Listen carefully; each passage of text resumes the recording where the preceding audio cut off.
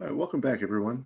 In the last section, we talked about the basic concepts behind hypothesis testing. I outlined a few steps at the end that you can use as you go through each hypothesis test. We're going to do that in some examples here. First, starting with hypothesis tests when we're testing our sample against a population mean and we know the standard deviation. Okay, so we're going to learn how to do the hypothesis test, and then we're going to talk about how to interpret it as well. When you are doing a hypothesis test, the second step where you have to calculate the test statistic is probably the part that differs the most from test to test, right? Every time you change if you're doing a different type of hypothesis test, which you'll see there's a lot of different types of hypothesis tests, then the test statistic, the value that you're trying to find, that value is going to be different for each of the different types of tests. Okay, this is just a numerical value that's calculated based on the difference in your values. Okay, if we know the population mean and we know the population standard deviation, then we use what's called a z-test, or we calculate a z-value.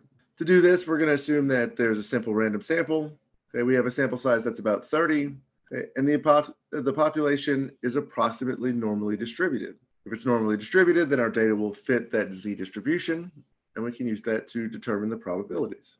Okay, you're familiar with the z-score by now. That's what we've been doing for a little while. And the formula here should look a little bit familiar to you as well. Okay, we have to know the population mean and the population standard deviation. This is the important one. Okay, that's what tells us that we're going to use a z-test. Okay, if you know the mean of your sample, then you just subtract the population mean from the mean of your sample and divide by the standard error, okay, which is the standard deviation, the population standard deviation, divided by the square root of n, the square root of the sample size. Okay, and then we can use what we know about the normal distribution to find the probability. So let's go through some examples, and we're going to go step by step in each example. A study by the web metrics firm Experian showed that in August 2011, the mean time spent per visit to Facebook was 20.8 minutes.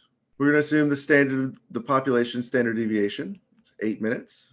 Suppose that a simple random sample of 100 visits Facebook this year, and they spend a sample mean of 23 minutes. We want to know whether the mean time of Facebook visits has increased.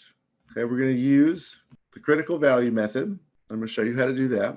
And we're going to use a 0.05 level of significance. Okay, that's just that 5% we talked about in the last section.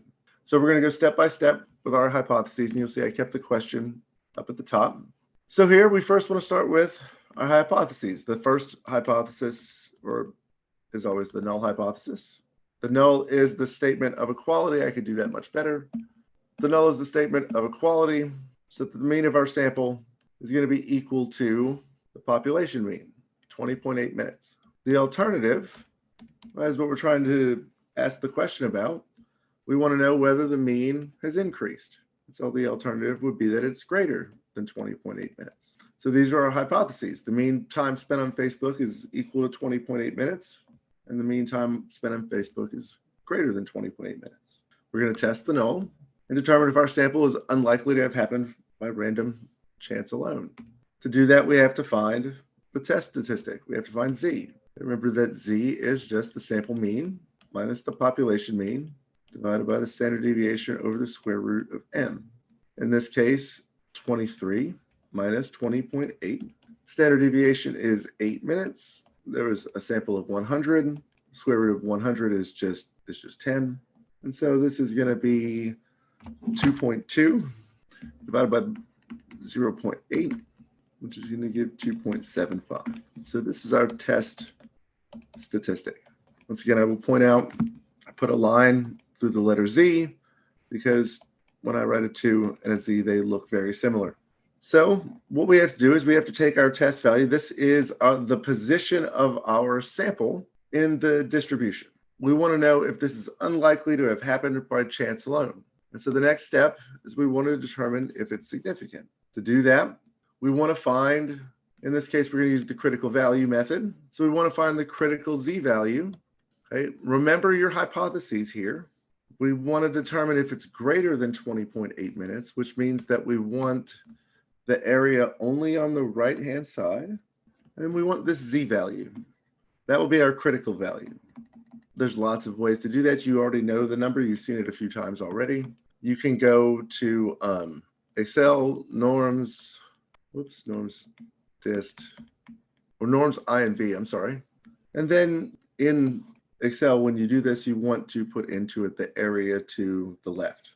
And so in this case, 0.95.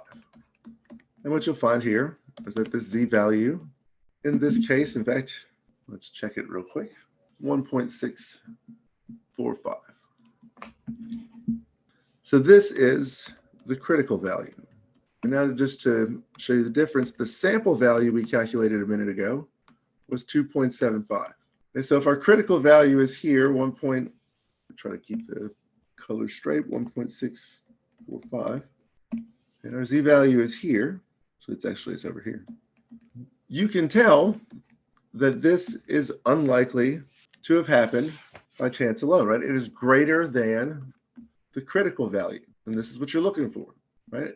Anything over here, well, there wouldn't have been any kind of increase. But because you're on this side, this is called the rejection region sometimes. Okay, the rejection region is bounded by the critical Z value or the critical values. And if the sample value is outside of that, then you would want to reject the null. Right here, now we're saying that this sample is probably different than the population because it's unlikely that we just chose a sample of 100 people who had a mean this much different from the average. Instead, it's more likely that the average for the sample that we took is different.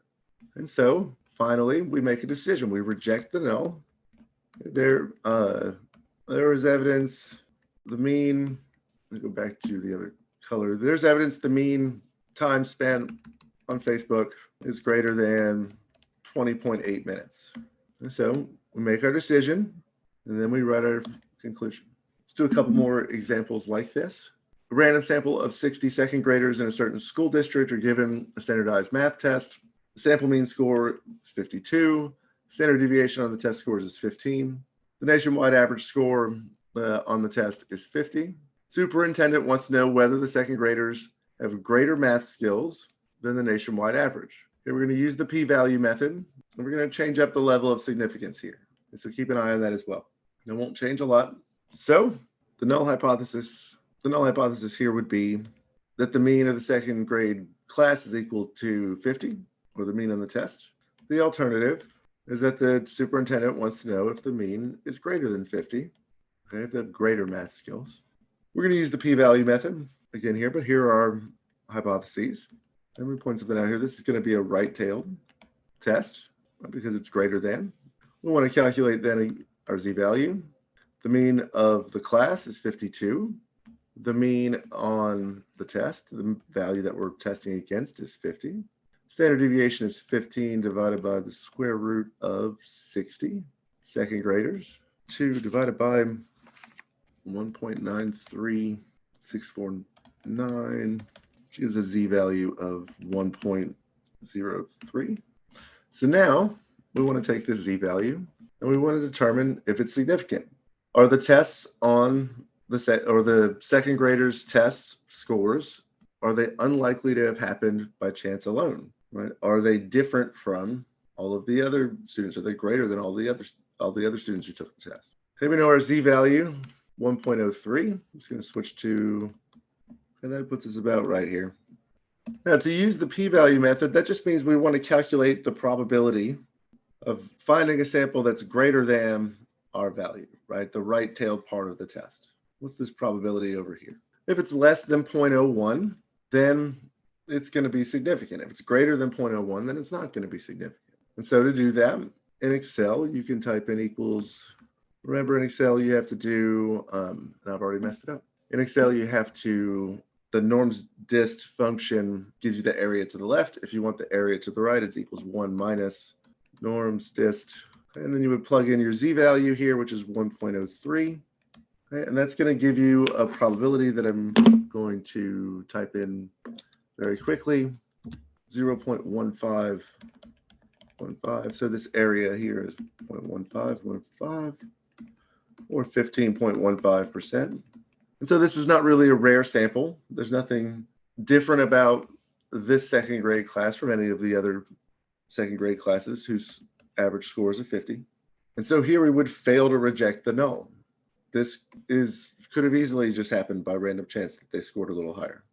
And so here we fail to reject the null. And we say there's no evidence. The second grader's mean score is greater than 50. And now we've answered the research question with our results.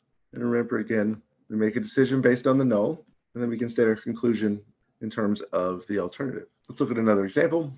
We have an automobile assembly line, operation scheduled mean completion time of 15.1 minutes. Standard deviation is 1.5 minutes.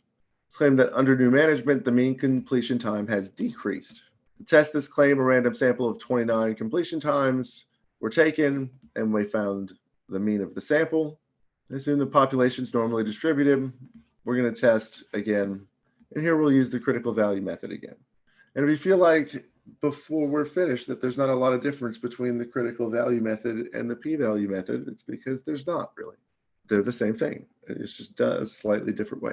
So here again, we want to state our hypotheses. The assembly line has a scheduled mean completion time of 15.1 minutes. This is the value that we're going to test against. So our null hypothesis is that the sample from the new management is going to be equal to 15.1 minutes. It's no different from any other sample we would collect. The alternative is that the mean is less than 15.1 minutes, right? That the new management has brought the time down. Remember that the sample mean in this case, 14.5 minutes. Our standard deviation is 1.5 minutes. And we're told that the sample is 29 different completion times.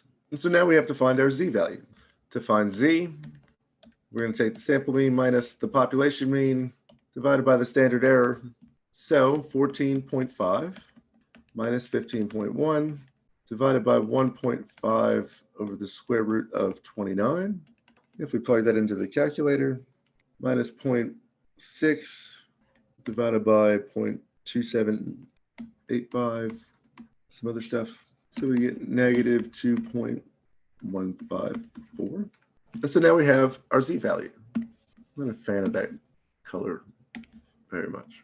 So let's take that, determine if it's significant. Our z-value negative 2.154 is going to be over here somewhere. We want to use the critical value method, right? So we need to find our critical z-value. For a 0.05 level of significance, that means, and a left-tailed test in this case, because we want to find less than, right? So we're going to use the left side. We want to know where's their 5% here, right? So what's this critical value? Again, it's going to look familiar, okay? But in Excel, if you wanted to find this, you would just do equals norms I and V, and then you want the area to the left, so 0.05. And that will give you the area to the left of that line, which is the same value that you've seen before, 1.645, which is about where I drew it. I'm sorry, I should have kept the other color. And so this is our rejection region, and here's our z-value. Really unlikely to have happened by random chance. And so here we would reject the null. It's within the rejection region. It's greater than, or the absolute value is greater than, the critical value. And so I wrote this on the wrong page, but we would reject the null. And there is evidence. The mean completion time is less than 15.1 minutes. So it's unlikely that you just randomly sampled these times and found a sample mean that was this low. What's more likely is that the sample is different, that the actual sample mean is less. And so that new management can claim that he's lowered the time, the mean completion time for the automobile assembly.